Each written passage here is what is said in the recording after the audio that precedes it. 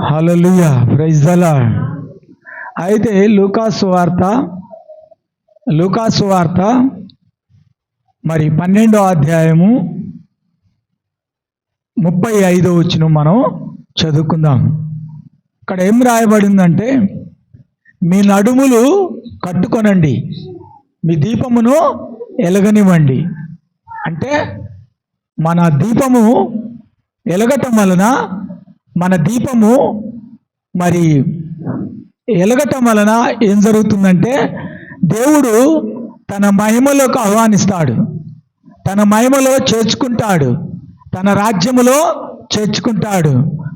ఎవరి దీపమైతే ఆరిపోతుందో వారిని చేర్చుకొనుడు. కాబట్టి మీరు ఎవరో నాకు తెలియదు అని ప్రభు చెప్తారు. కాబట్టి అలాగూ మనతో ప్రభు చెప్పుకోకుండా, అలాగూ ప్రభు మనతో అనకుండా, అలాగూ మనం పక్కకు నెట్టివేయబడకుండా, అలాగూ మనము దేవుని దగ్గరగా అవుటకు ఏం చేయాలి అంటే, నడుము కట్టుకొనండి, దీపము ఎలగనియండి.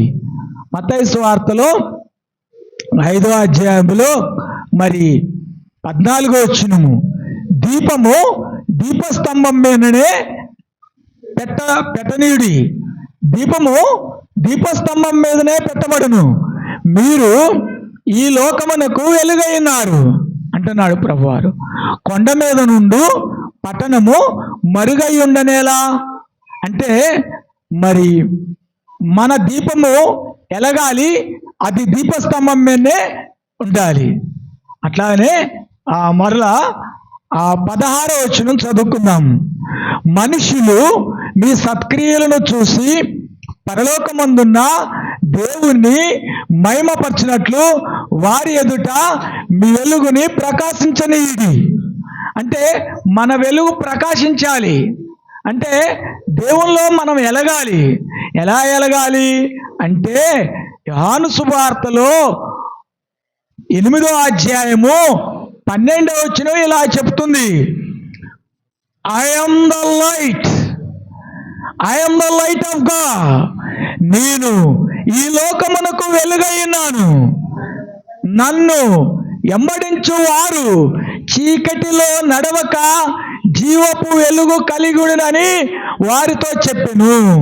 అంటే నీవు, నేను, మనము ప్రతి ఒక్కరూ కూడా ఎలా ఉండాలి? జీవపు వెలుగు కలిగి ఉండాలి. హల్లెలూయా.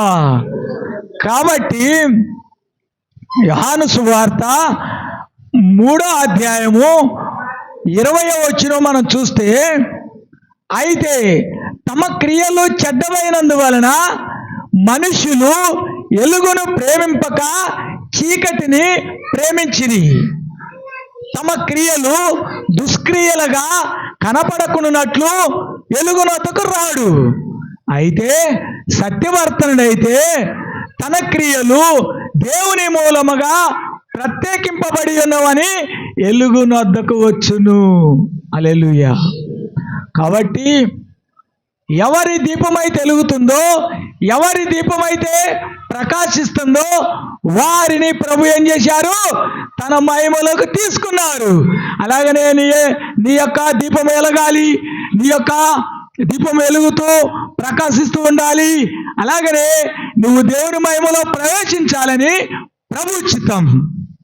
హల్లెలూయా. యోహాను సువార్త 5వ అధ్యాయము 35వ వచనం, యోహాను మండుతూ ప్రకాశిస్తున్న దీపమైండును. అలాగనే నీవు, నేను కూడా ప్రతి ఒక్కరూ దేవుని కొరకు వెలిగింపబడుతున్న దీపమై ఉండాలి. ఆరిపోయిన దీపం అయితే ఏమైంది? ఆరిపోయిన దీపాన్ని యేసయ్య ఏం చేసిండు? మహిమలోకి తీసుకోలేదు.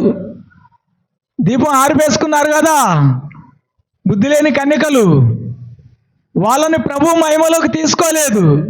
కాబట్టి నీ దీపం వెలగాలనే తాపత్రం నీకు ఉండాలి, నీ దీపం ప్రకాశించాలనే తాపత్రము నీకు ఉండాలి.